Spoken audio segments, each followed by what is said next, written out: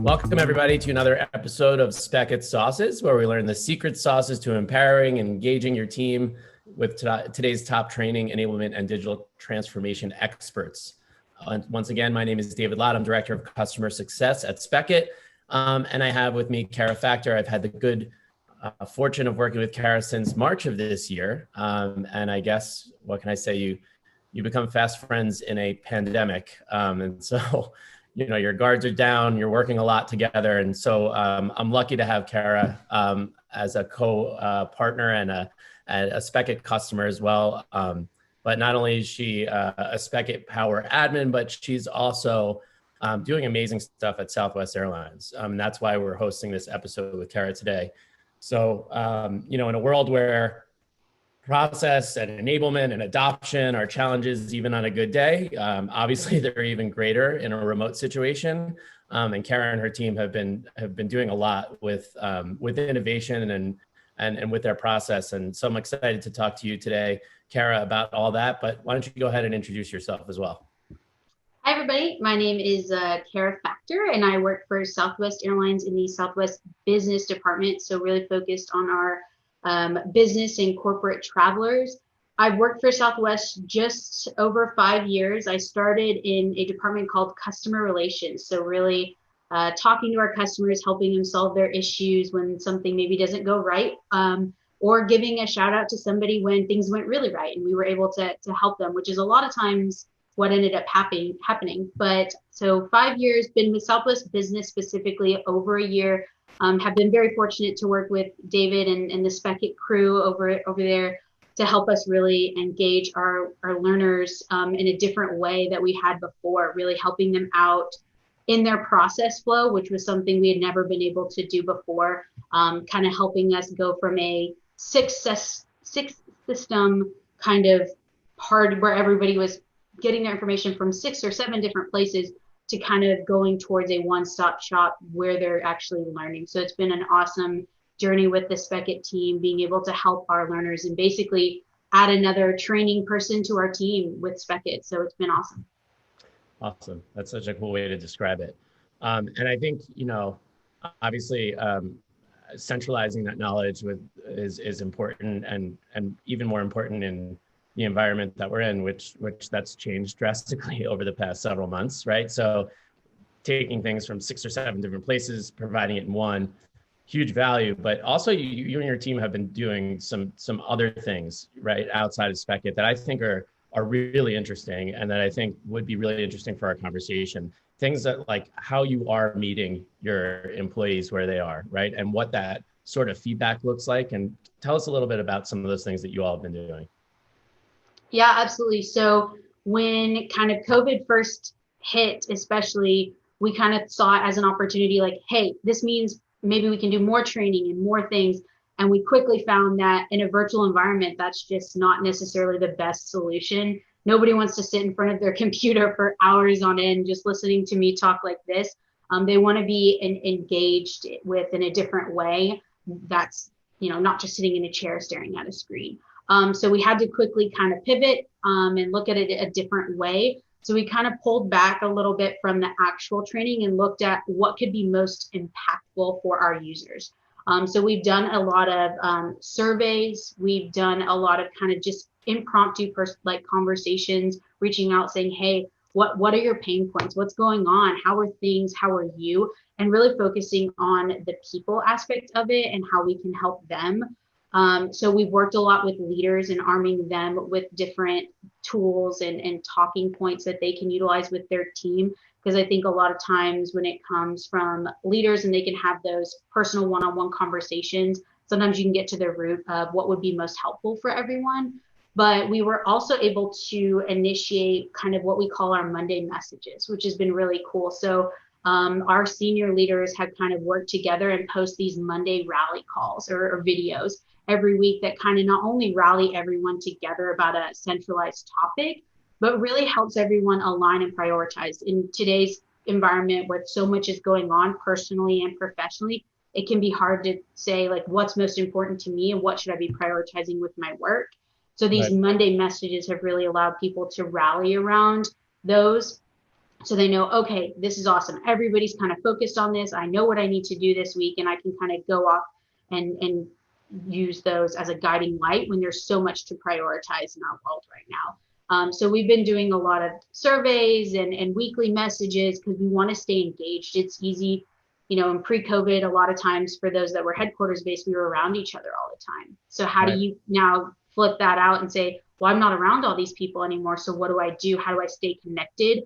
So these more valuable touch points have been, I think, crucial in keeping people engaged and not losing sight of culture or other things that Southwestern is really known for. Yeah, I think that's awesome. I love the idea of your Monday messages, and also the idea of having a clear signal in the noise, right? Like understanding, what is my focus this week? What am I doing? Sometimes you from day to day in this thing, you wake up and you're arguably in some kind of fog, and you're like, well, it's just another Monday, essentially. And so what are we focused on now? And I think the fact that you all have your finger on the pulse for your teams is remarkable, especially being remote like that. And I think you've done these breakout sessions, right, and these surveys, which you're really getting the right feedback, because to your point, you can't see how people are reacting. You can't see mood anymore as much, right? And you don't know how people are actually faring when you're sharing that kind of content. So how have you enabled some of those folks, especially from, I know that you all utilize change champions when it comes to things like technology or process, right? It's really about sort of getting buy-in from those folks and making sure that you have the right angle to present the right value to end users. So talk a little bit about how that came about. Yeah, so actually, Change Network is something that is not new to Southwest. I actually did it when I was in customer relations, and basically, it's leveraged as a group of individuals within a department that kind of represent a broad cross section of a department. So you're getting all different people from all different viewpoints, especially when you have various different teams all within one department. And this group can be used as kind of a change champion group. So when there's a new initiative that's going to come out, another one, especially with COVID, it's not initiative number one, it's initiative number 322. But anyway, this team can be used as a kind of positive impact. So this group can be presented with this process or initiative, and we can say, hey guys, here's what it is, ask questions, get your voice heard. And once we do that, we can say, hey guys, go out there and get your teams excited, answer some questions, get them intrigued. That way, when the broader communication does come out, people kind of already are aware of it. So they're not caught off guard, but you can have good conversations, because sometimes things coming out in a peer to peer or smaller group setting is a little different than just getting an email from your senior leadership saying, hey, here's what's happening. So it's really allowed us to engage this change network team to be a change champion, to go out there and say, yeah, we're really excited. Let's be positive about this. It's going to help us in XYZ way. It's going to be great. But Right. also helping reduce rework and kind of putting something out there, then having to pull it back and redo it because we missed something. Because Right. the people that are represented in this change network group are the people that are usually the end users. They're closest to whatever product we're putting out there, right? So if it's a new initiative, that needs to be communicated to a customer, they're the people that are communicating it. So they'll know what questions a customer is going to ask. So Right. it's enabled us to bring kind of newer initiatives that maybe aren't fully baked or ready for launch, but we can say, hey guys, here's what we're proposing. What do you think? Is this going to be well received? Is this going to be something that people want? And so it helps reduce any rework that could potentially be needed down the line, because we've already consulted the greatest stakeholders, which are the people that are closest to these processes. So Right. it's been really great in getting kind of feedback from those that'll be using it, that change champion, getting everyone to be positive about it. Because I think it's easy to say, oh man, another thing, that's just something else I have to put on my to-do list and check the box. But I think you can get really people rallied around something, just like those Monday messages. It's also it's supporting some pretty complex processes, right? I mean, it's not simple stuff that we're rolling out here, right? There's a lot of nuance to what you all do. Let's be fair, right? Yeah. Um, so how's that? Did that process change over time? Like, has that evolved now Is it more of that sort of breakout session that it's evolved to, where it's smaller groups to start, and now before there's any sort of motion? And how much testing goes into those groups in certain initiatives? Is it every initiative, or is it just the ones that will have the most impact, or the more widespread change? Yeah. So there, to answer that question, we really focus on ones that are going to have the broadest impact, because those are the ones where we really need the feedback of the end users and those people that are closest to it. For some things where it's just like, hey, this is more of an update, that's not as impactful, and I don't think leveraging our change network group would be as beneficial there of getting that group together, if that makes sense. Most useful time is saying, hey guys, here's this big thing that's going to come out that's going to impact all these different sides of our business. What do we know about it, and what do we do about it? But to answer your question, it has changed a lot since we first started it. Just like anything else, since COVID hit, we've had to be flexible and dynamic and change as things go. So we've had to change a lot and worked on fine tuning kind of a feedback loop for Change Network, because as those change champions, they need the opportunity to work with their teams and get their input and get that feedback and then bring it back to us. And since we only meet twice a month because we want to be respectful of everything else that people are doing these days, it's kind of having to find that balance of, well, what's enough time to go talk to their teams and then bring it back to us. So we've really had to work on providing maybe talking points at the end, saying, hey guys, here are the bullet points from our meeting today. Bring it back to your teams, see what they have to say, and then bring it back to us. So it has evolved in how we disseminate the information from our small change network group to the greater department and to the individual teams within each. And so it's been a lot of fine tuning to find the balance, especially with everything going on now. Right. But I think it's been very impactful and helpful for quite a few initiatives that we've launched in this current environment. But the best way that I've seen that we validate this and make sure that it's, hitting the mark for everybody is that we have found that these initiatives require less rework and there's less questions at the end of it. We're able to kind of go to market with these different things, and people are like, okay, all right, that makes sense. Because we poked the holes in it at the beginning. So it's been really awesome. And the more fine tuning we do, the better and better it's been. That's what a relief for your team. Right. So I guess my follow-up to that is, how do you protect those change champions from change fatigue?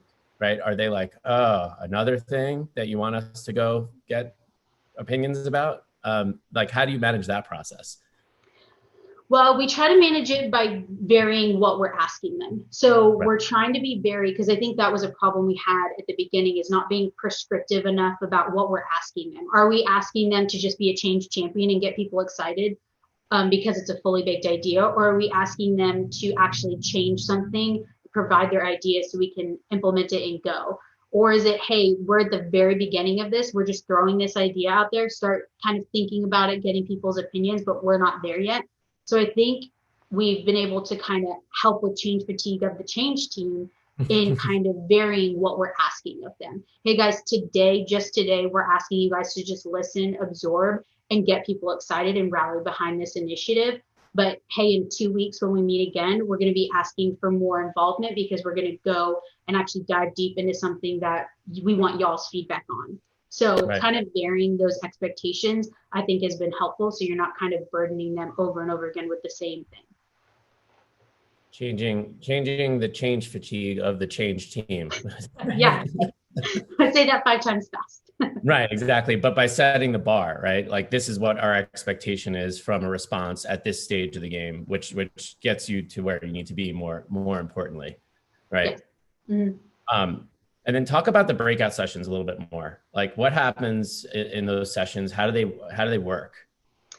Yeah, so we've noticed that people want smaller, more intimate small group sessions. I think that better conversations come out of those, because you're not it's intimidating to raise your hand in an all hands call when there's 300 people kind of listening and looking at you. And so we've noticed that people want these small breakout sessions. So we've used them for culture things. We've used them for diversity inclusion things. We've done them for training topics. And so by having these groups, not only do you get to meet people that, you would never get to meet normally, right? If I'm located in the Northeast, I might not ever see anybody on the West Coast. So you get to know people better that you might not have met before, but it Mhm. also allows for more of those intimate conversations, which end up being best practice sharing, use case sharing, because I think at the core of it, training is great. And I could sit up here and kind of talk to you all day about this process, but hearing how I used it and seeing how I was able to implement that with my customer is invaluable. And that's what really hits home for people. So these small groups have been great because people naturally just talk more and say stuff that ends up being helpful, like, oh, we can use that to improve or do this. But it's also they share more. There's best practicing. There's very impactful conversations that come out of that just because you're comfortable and you're getting to know these people. So we've been utilizing these, and we plan to do more of it in 2021. But it's been a huge hit with our department. We actually launched a survey after our last one, and there was not one person who said they didn't get something out of it. They were 100% said, yes, I loved this. We need more of it. And the only feedback that we got from it was, hey, can we do more? And can we do them for longer? I don't want 30 minutes. I want an hour to talk to these people. Oh, great. And how are you capturing sort of the learnings from there? Is that part of this effort where like in these small breakout sessions, you may have a nugget that may be valuable for all 300 folks, right? That aren't part of that conversation. What are you doing with that? So we had kind of a informal feedback group for those leaders, because for within each small group, we kind of tap an individual to be a conversation facilitator for that group. And Yep. they're able to provide, great insights or kind of even a recap of what was going on back to everyone else so that we can share that amongst. Because to your point, something great might have come out of group number one that group 20 wanted to hear about. So Right. we've been kind of doing that, but also we do a lot of surveys, and some people get survey fatigue, so you don't want to be sending out surveys all the time, but it's a 3-question survey that takes 5 seconds. That's, did you like this? Yes. What was your biggest aha from it? And I mean, that's 2 questions that take maybe 1 minute, and that's about invaluable for someone like me who's then, okay, how can we help better arm these group facilitators to have these great conversations. So it Right. is a little bit of a work in progress because we have a lot of groups because we want to keep them small, but we do allow those that are leading these conversations to provide feedback to me and others within the department that we can then use to disseminate to the larger audience, or put into something else for somebody. So it's been a learning experience, but people seem to really love it. That's awesome. That is that I love the entire process, and I love how you're aggregating that. And I think at the end of the day, what makes a huge difference is how you are making a difference for these folks and their actual day to day, right? Because they're being heard, um, and you're giving an opportunity for them to give feedback, and it's real, right? The feedback loop is very real. My last question about those breakout sessions before we go to some of our questions from viewers is, like on any web situation, even in small groups, you still have shy people, right? So how do you engage everyone? Do you prompt everybody to speak in those smaller sessions, or is it just sort of like participate as wanted, needed, but still get the knowledge as wanted, needed? Yeah, that's a good question. I think at the beginning of the small groups that I've been a part of, it's kind of an open forum. Hey, speak to who wants to speak, and then those group leaders are kind of armed with, as more people talk and it becomes more apparent of who is not speaking up as much.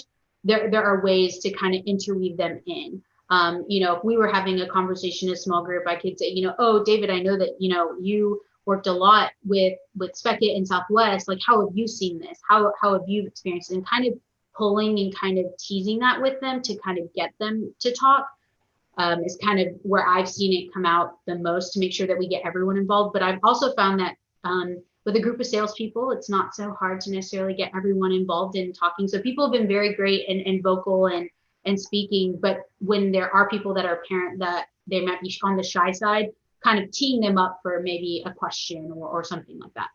Right. Yeah, I forgot we're talking about salespeople. Good point. Good point. Let's go. Let's go to a couple questions here from some of the attendees here in our world.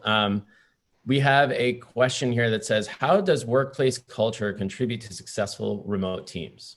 So I think, something that I've witnessed is you all definitely have a real culture. And that's something that is apparent whether you're spread apart or all together, because I only know you really all spread apart. So let's talk a little bit about that. What do you think there? I think workplace culture is huge. It's something that definitely I think set us up for success to begin with when we moved to a virtual environment, because we kind of already had that baseline, right? Everyone knows, oh, Southwest, the culture, like it's great, everybody's connected. So we kind of had that going for us, and that everybody already kind of maintains a certain level of that culture.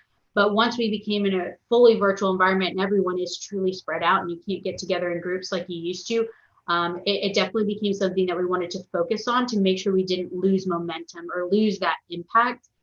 We actually, keep in contact very regularly. We actually have a big WhatsApp group for our entire department that we're able to kind of keep in touch, celebrate wins, celebrate personal and professional, different things that are going on in people's lives. So Halloween is very big at Southwest. If people on the call aren't aware, it is a very big holiday for us. But this year we couldn't do it like we traditionally do. So we actually tap certain individuals in our department to be what we call culture leads.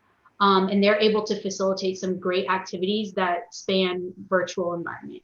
So they're able to work in the WhatsApp and say, all right, guys, day one of Halloween week, what's everybody doing with their dogs or pets or kids? Like, send us your favorite costumes over the years. And so you get inundated with pictures of dogs in costumes, which, I mean, how could that not make your day better and boost your morale, right?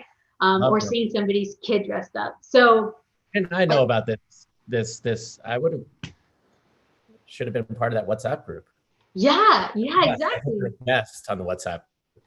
Yeah, so I think to answer the question, workplace culture is a huge impact, and it's helped us, I think, maintain a good virtual working environment, just because we do our best to maintain that as we go. Awesome. I love that. That's such a cool thing. And I think that's huge. I agree. I think even in this remote environment, there's, it started out where like people were having social events on Zoom, and then there was some fatigue from that. But I do think that there's some real need for team engagement and bonding, getting to know folks that you work with. I can't agree more. What's the most popular tool? Here's another question. What's the most popular tool or activity for elevating team spirit? Sounds like WhatsApp is a good one. Yeah, WhatsApp is definitely our biggest one, because it helps keep things all in one place. So there was a time where we heavily relied on emails, but as everybody knows, you get a lot of work emails as it is. So to kind of separate the two and parse them apart, we have this WhatsApp group, which is amazing because you can celebrate personal and professional things. Somebody got engaged in the department, you want to celebrate them.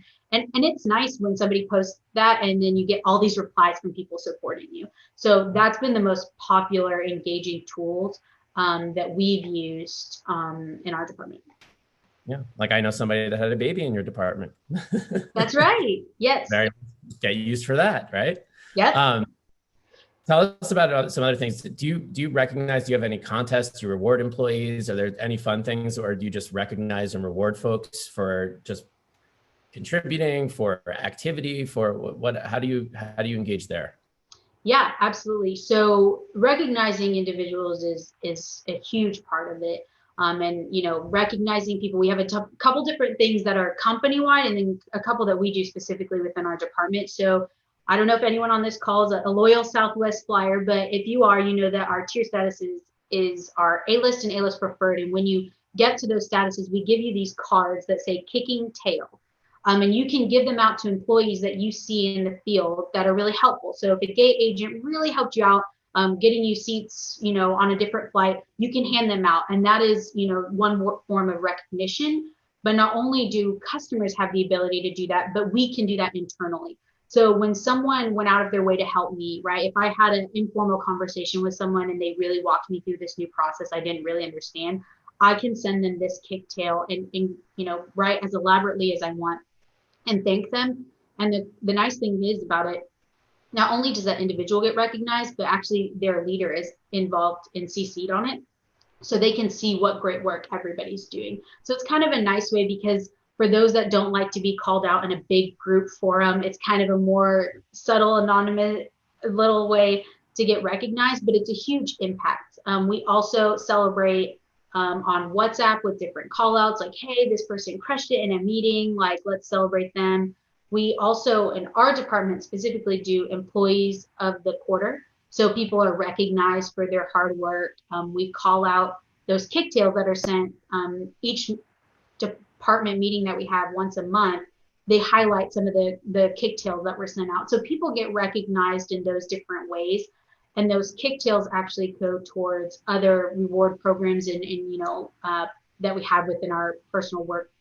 So you can put those kicktails in for a drawing to win points, and those points can be used to buy different gift cards and different things. So it's kind of a nice reward system. But we actually also do what we call wins of the week.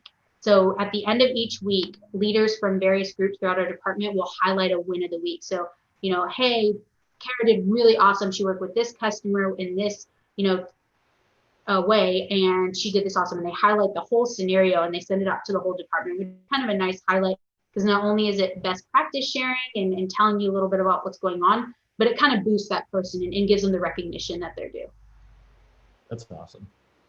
I love all of those things, and hopefully everybody in attendance got some great things to take back to their teams. Hopefully everybody's going to have ways to celebrate each other and moving forward, ways to engage people better.